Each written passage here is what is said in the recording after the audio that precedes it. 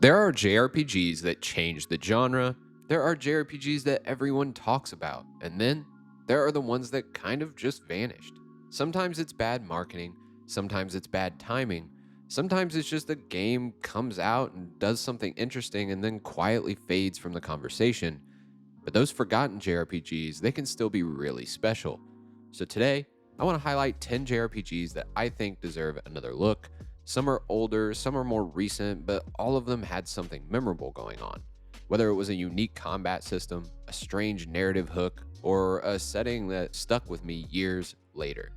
These aren't hidden masterpieces necessarily, they're just games that, for one reason or another, didn't get the spotlight that maybe they should have.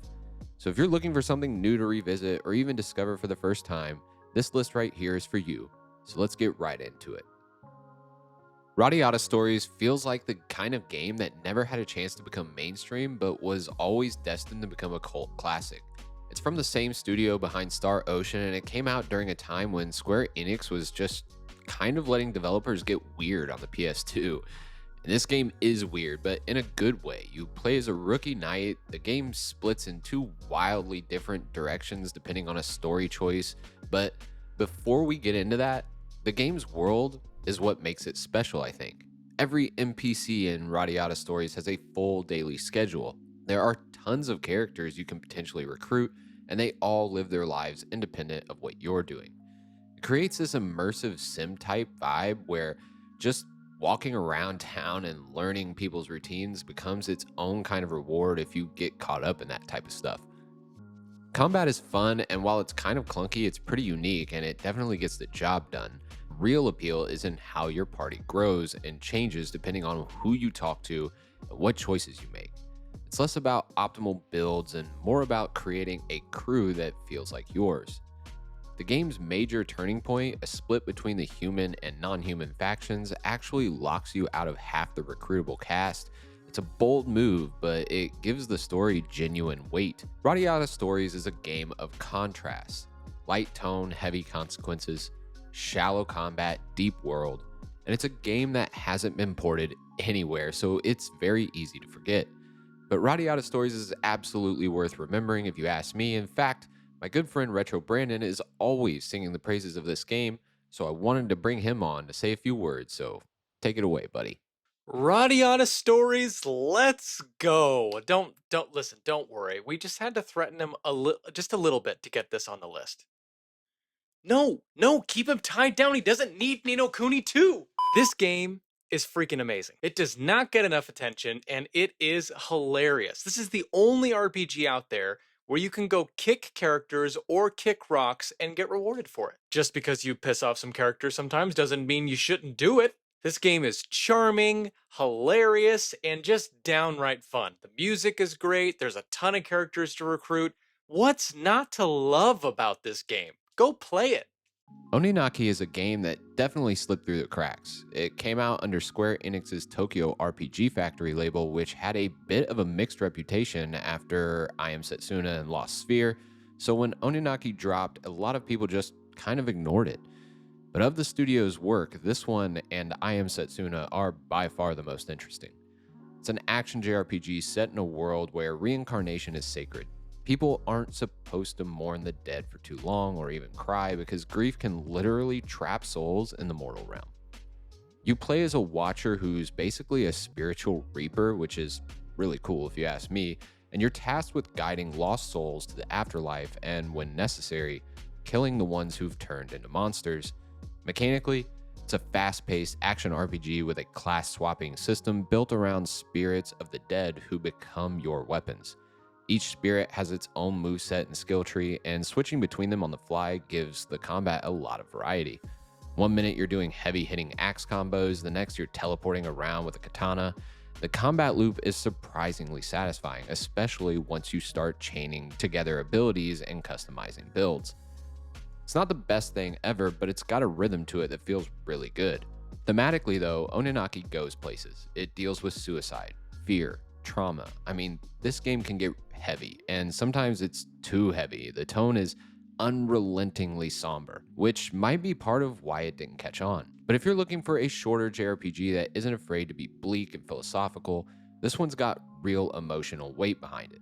It's not perfect. The environments are repetitive and some systems feel undercooked, but there's something about this game that really lingers. It's trying to say something about death and the stories we build around it, and that ambition alone makes it worth remembering. Shadow Heart's Covenant is one of those games that feels like a lost artifact from an alternate timeline, one where JRPGs got weirder, darker, and a little more unhinged. It's technically a sequel, but you can jump into Covenant without playing the first game. In fact, I'd say most people did. Covenant mixes gothic horror with slapstick humor, anime melodrama, and conspiracy. Tonally, it shouldn't work at all. And if I'm being honest, as I'm saying all this, I'm thinking, who thought of this? But somehow it absolutely works, and it works really well.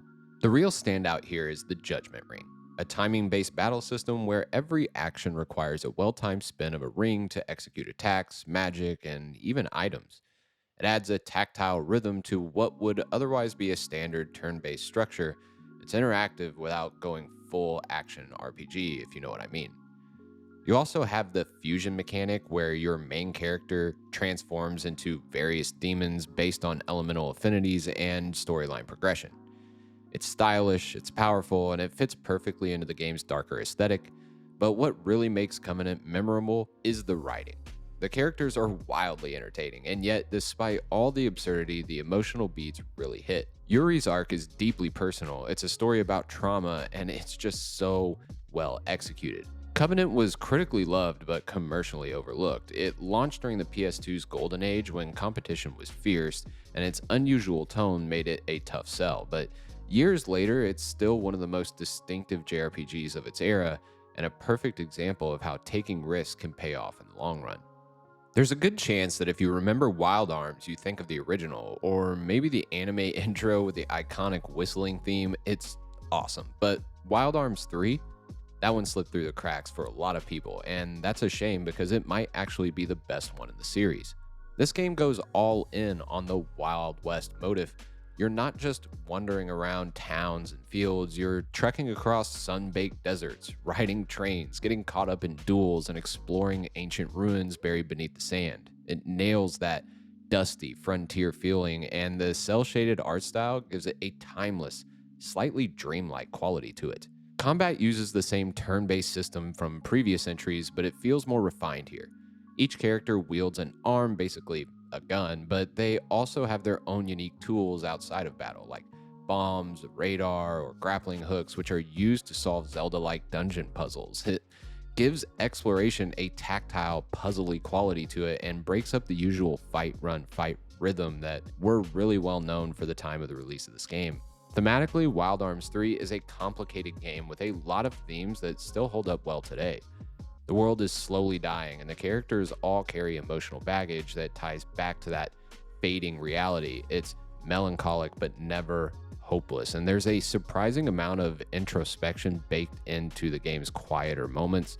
Also, the intro cutscene, still one of the best ever in JRPGs, if you ask me. It's got that perfect blend of stylized animation, dramatic character reveals, and incredible music that makes you want to immediately start playing this game. It never reached the heights of those big hitter franchises like Final Fantasy, but Wild Arms 3 is one of those games that feels lovingly crafted from top to bottom. If you're into Western aesthetics, intricate dungeon design, and those slow burn type character development, this one's definitely worth digging up.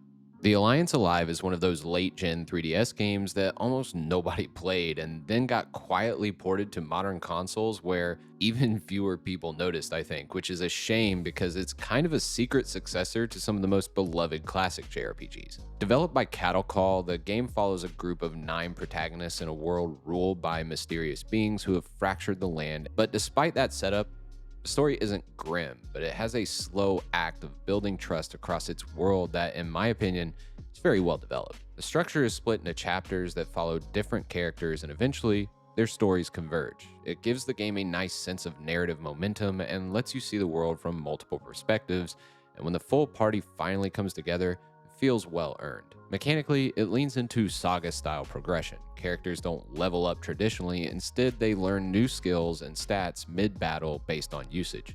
It rewards experimentation and makes combat feel reactive, like you're constantly evolving your strategy. The formation system also adds depth, positioning matters, and certain formations give passive bonuses that can dramatically affect your survivability. It's simple to understand, but deep enough to reward tactical thinking, especially in the game's tougher encounters. Visually, it's clean and colorful, if a bit minimalist. The remastered version doesn't overhaul too much, but it does smooth things out and give it a higher res look that fits nicely on modern screens. And the soundtrack is one of the best parts. It's perfectly suited to the game's overall tone. The Alliance Alive doesn't reinvent the wheel by any means, but it refines a bunch of old school ideas into something that feels very cohesive and satisfying. It's smart and it has just enough heart to leave an impression. If you miss the Suikoden style build the resistance structure or the experimentation of Romancing Saga, this might just scratch that itch for you in a really satisfying way. On paper, Blue Dragon should have been huge. The creator of Final Fantasy writing and producing, Akira Toriyama doing the character designs. It was positioned as the Xbox 360's big JRPG debut, and honestly, it deserved much more love than it got. Part of the problem was timing. In Japan, Xbox never had much of a foothold, and in the West, turn-based JRPGs weren't exactly the hot thing in the mid-2000s, which is a travesty if you ask me. So Blue Dragon ended up stranded, ignored in Japan, misunderstood everywhere else, but the game itself, surprisingly solid. The setup is classic.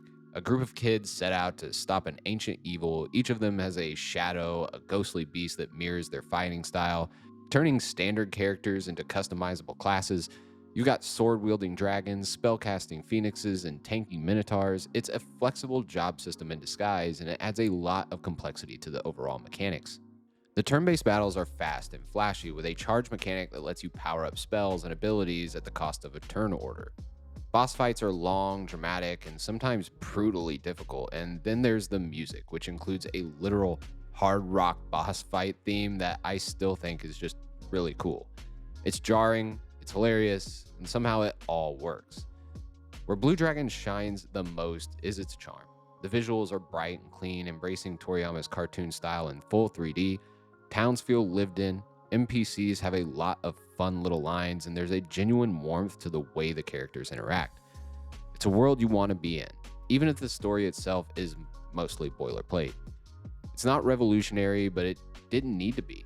Blue Dragon was trying to recapture the feel of the 90s JRPGs with modern tech, and it actually really pulled that off. If you're someone who grew up on Final Fantasy or Dragon Quest, this game feels like a spiritual successor to those. And if you missed this the first time around, now is a great time to fix that. Rogue Galaxy is one of those games that's almost too ambitious for its own good. It's Level 5's pre-Ni no Kuni, pre-Yokai Watch attempt at a grand spacefaring JRPG, and they absolutely swung for the fences here. Open planets, action combat, crafting, bounty hunting, massive dungeons, and a full-on galaxy map. It's all here. You play as a young man who gets mistaken for a legendary bounty hunter and ends up joining a band of space pirates. What follows is a Star Wars-style adventure across different planets, each with their own biomes, civilizations, and storylines. The game makes exploring so much fun, and there's always a sense that something new is just around the corner. Combat is real-time with 3-person parties and on-the-fly weapon switching. It's fast, it's flashy, but also super customizable. Every weapon you get can be combined with others to evolve into stronger forms of that weapon. This gives you a light, equipment-based progression system that's surprisingly addictive.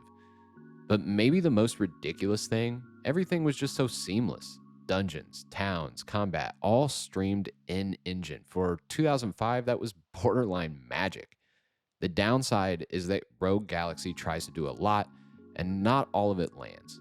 The story is fun, but fairly trope-heavy, and some of the systems are just a bit too convoluted for their own good. But if you can get into the rhythm of everything, there's a lot to love here. It never became a household name, but it's the kind of game that years later, people still talk about with affection. It's a bit messy, sure, but big-hearted, colorful, and packed with great ideas. A true PS2 era curiosity in the best way imaginable. Valkyrie Profile is admittedly one of the more forgotten JRPGs on this list. Originally released on the PS1 and later ported to the PSP as Lenneth, It's a game that has some really dark themes that culminate into something really quite intriguing. You play as a cold and efficient warrior of the gods, tasked with gathering souls of the fallen to fight in Ragnarok. The structure is unlike anything else in the genre. The game is divided into chapters, and within each one, you explore towns and dungeons to recruit souls of warriors who've died. Each recruitment comes with a short, often tragic vignette.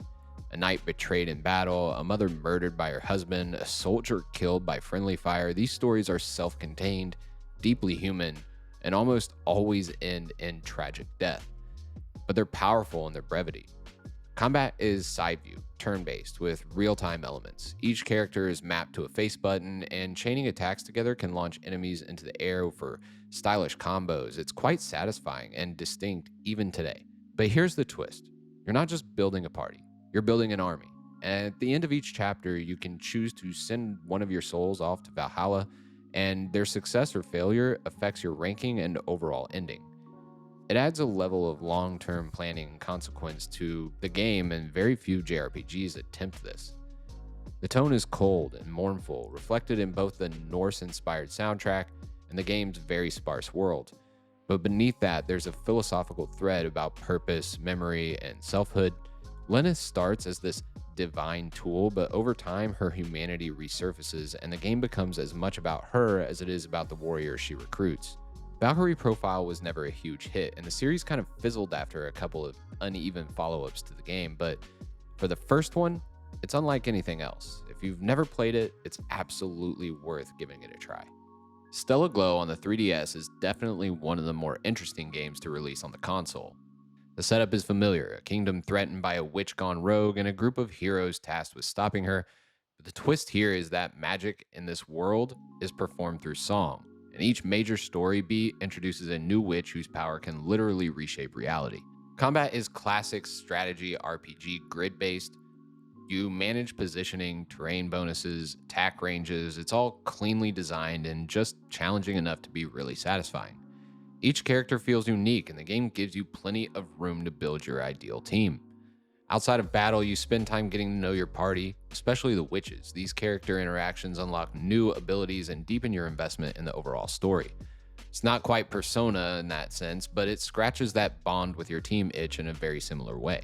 What really sets Stella Glow apart has to be its pacing, though. There's a steady rhythm to new character introductions, major plot developments, and side content. Nothing feels too rushed or too slow, and the story, while it starts off fairly by the numbers, ends up taking some surprisingly emotional turns, especially in the final third of the game. The presentation is great for a 3DS game. The sprites are expressive, the battle animations are clean, and the soundtrack, especially the witch songs, is genuinely super memorable. It launched late in the 3DS's life and got overshadowed by bigger releases, but Stella Glow is a tightly made, emotionally rich strategy RPG that definitely deserves a second look. Okage Shadow King is the definition of a cult classic. It's strange, it's clunky, it's charming, and for a certain kind of player, it's completely unforgettable. You play as a painfully average kid who becomes possessed by a shadow demon named Stan. If you were wondering, Stan's goal? World domination. Your job?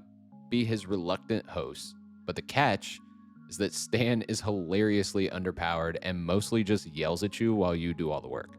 Visually, it's got a distinct Burton-esque style: long limbs, crooked buildings, pastel shadows. It looks like a Halloween pop-up book brought to life.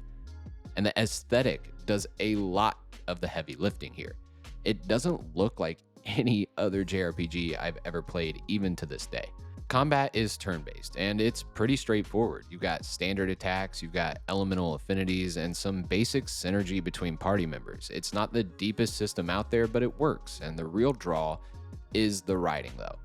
Full of sarcasm, surreal humor, and moments that veer into surprisingly thoughtful territory. The world is structured like a fairy tale, but it's always one step off.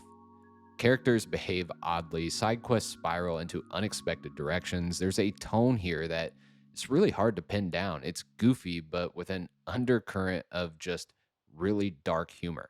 Okage didn't make a big splash when it launched, and it's never had a proper sequel or remake, but it's stuck in the minds of people who've played it, largely because there's still nothing else out there quite like it.